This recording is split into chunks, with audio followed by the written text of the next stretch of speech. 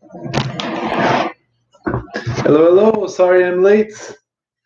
I had just gotten back from something else I had to do for school. They gave us some stuff. So, happy Cinco de Mayo. Welcome online, anybody that's thinking of coming. I'll go ahead and give you guys a few minutes. Otherwise, I'm going to go ahead and get started.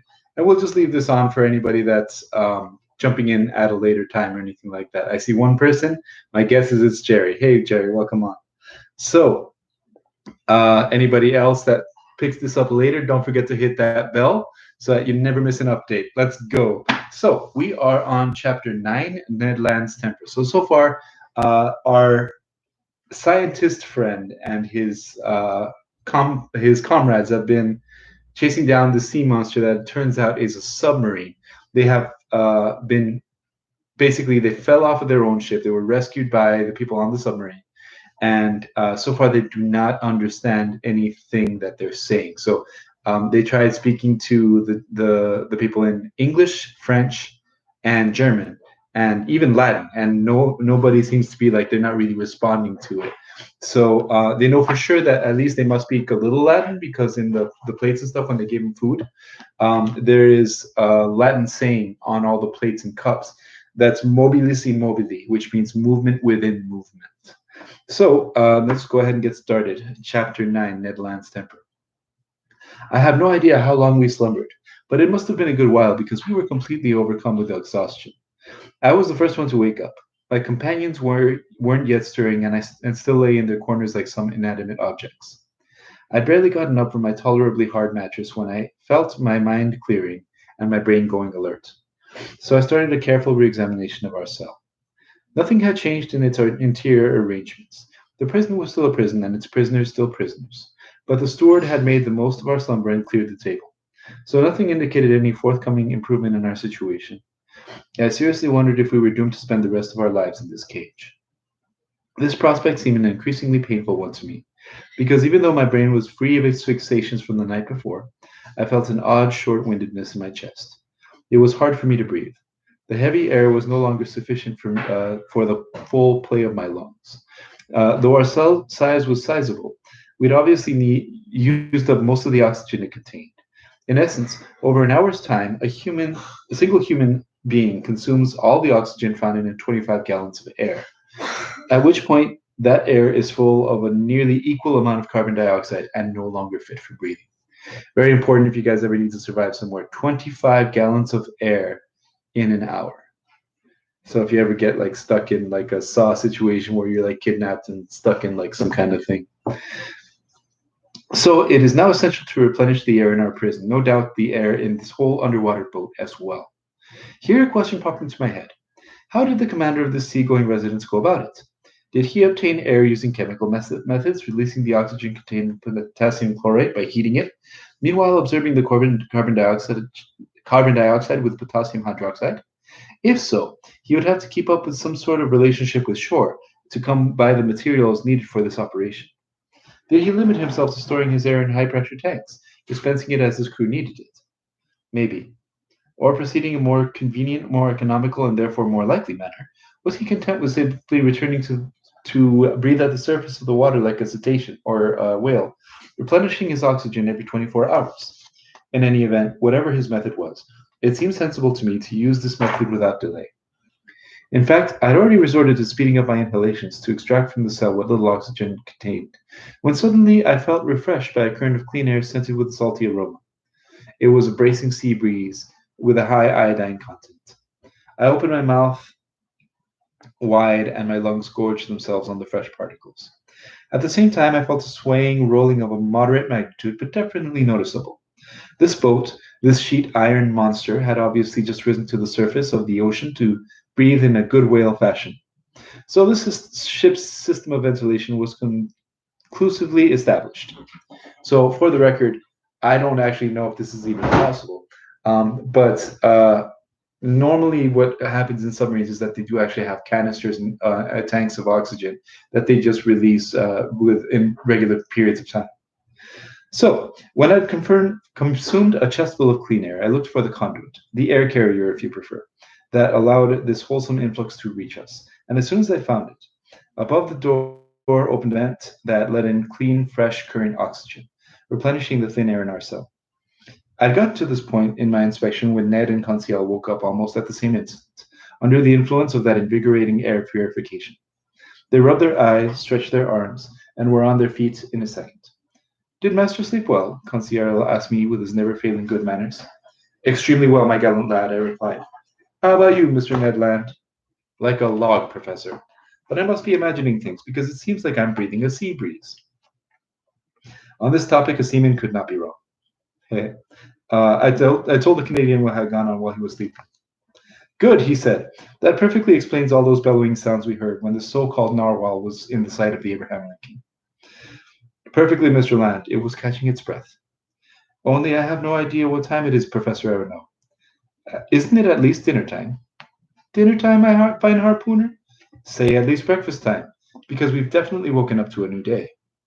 Which indicates, Conseil replied, that we've slept around the clock. That's my assessment, I replied. You won't get any arguments from me, Ned Land remarked. But whether it's dinner or breakfast, that steward will be plenty welcome whenever he brings one or the other. The one and the other, Conseil replied.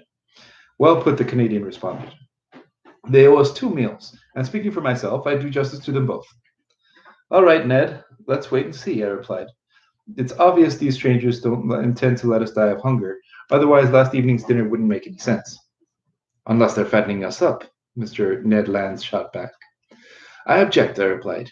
We haven't fallen into the hands of cannibals. Just because they don't make a habit of it, the Canadian replied in all seriousness, doesn't mean they don't indulge from time to time. Who knows? Maybe these people have gone without fresh meat for a good while, in which case 3 healthy, well-built specimens like the professor, his manservant, and me. Get rid of those ideas, Mr. Land, I answered to the harpooner.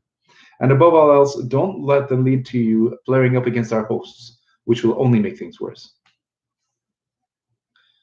Anyhow, the harpooner said, I'm hungry as all blazes, and dinner or breakfast, and there isn't a meal in sight. Mr. Land, I remarked, we just have to adjust the schedule on board, and I imagine our bellies are running well ahead of the chief cook's dinner bell. Well then, we'll adapt our bellies to the chef's timetable, Conseil replied serenely. There you go again, Conseil, my friend, the impatient Canadian fired back. You never have any attack of nerves or display of bile. You're everlastingly calm. You would say your after-meal grace even if you didn't have any food before you to bless, and you would rather starve to death than complain. What good would it do? Said Conseil. Complaining doesn't need to do any good. It just feels good.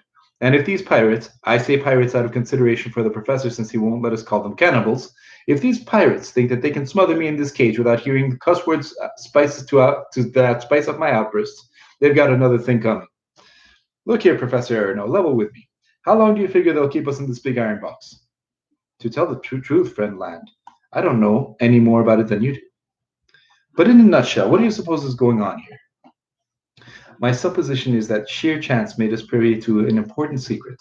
Now then, if the crew of this underwater boat had a vested interest in keeping that secret, and if their vested interest has a higher priority than the lives of 3 men, I think our very existences are in jeopardy. If that isn't the case, then this monster has swallowed us up and will take us to our own world at the first available opportunity. Unless they recruit us for the crew, Conseil said, and keep us here. Till that moment, Ned Land contended, when some frigate that's faster or more agile than the Abraham Lincoln captures this den of buccaneers, then hangs the whole pack of them from tip to mainmast yardarm. Well thought out, Mr. Land, I replied. But so far, we haven't been tendered with any enlistment offers. Therefore, it's pointless to argue about what tactics we should try in such a case. I repeat, let us just wait, let's be guided by events, and let's do the right thing, nothing right now. At least since there's nothing that we can do. On the contrary, Professor, the harpooner replied, unwilling to give in. There is something we can do. Oh, and what's that, Mr. Land? Break out of here. Breaking out of a prison, I'm sure, is hard enough, but an underwater prison strikes me as flatly impossible. Come on, Ned, my friend, Conseil asked. What's your answer to my master's objection? I can't believe that an American could ever be at the end of his rope. Visibly baffled, the harpooner didn't say anything. Under the conditions in which fate had left us, escaping was totally out of the question.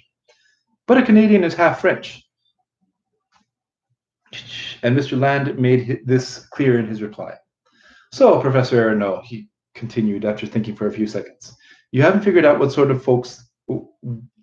folks do when they can't escape from their prison?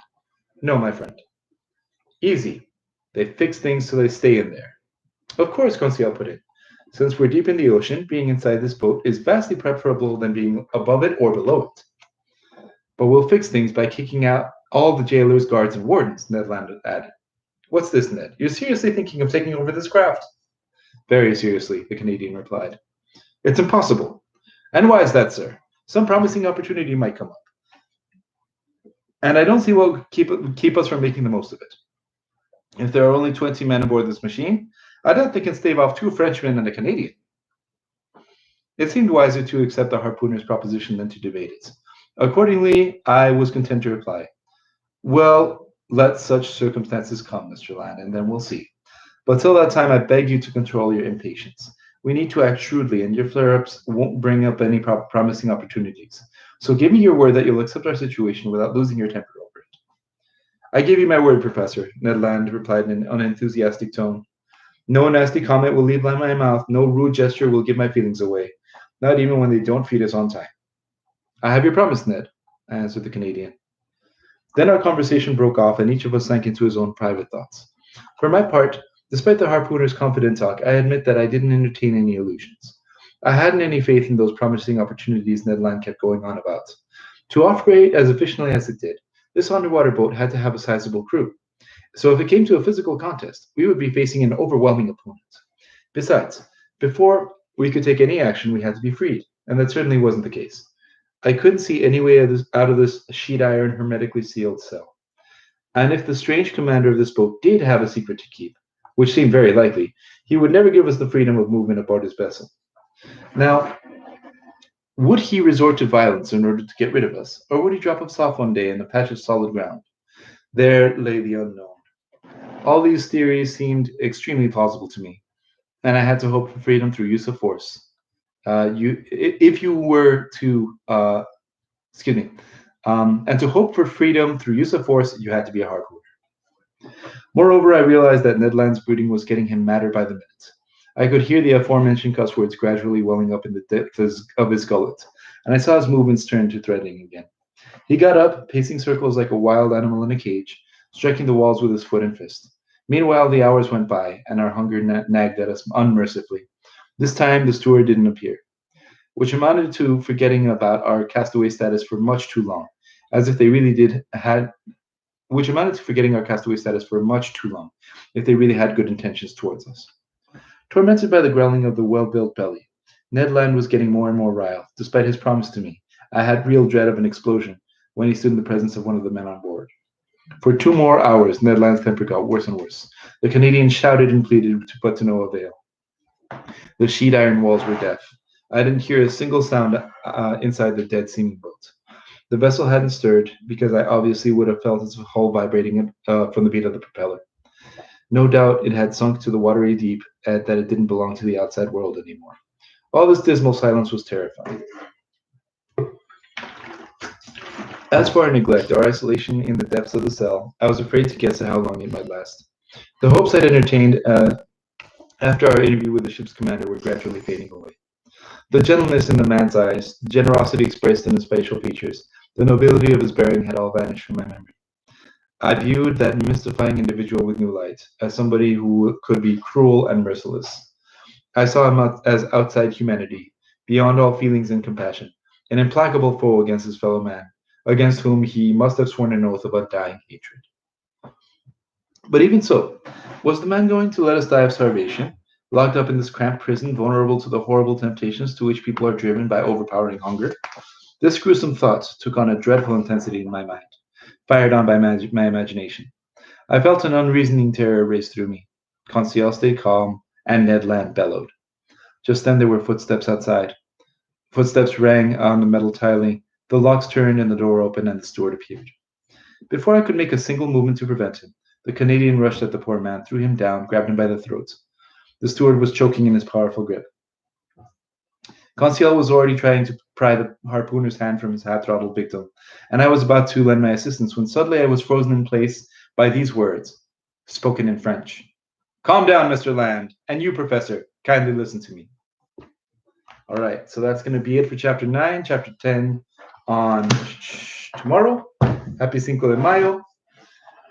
You guys take care of yourselves. Again, if you are joining us late, don't forget to hit the bell so that you will be, if I'm ever late like this again, just hit the bell so that you'll be aware when I come on.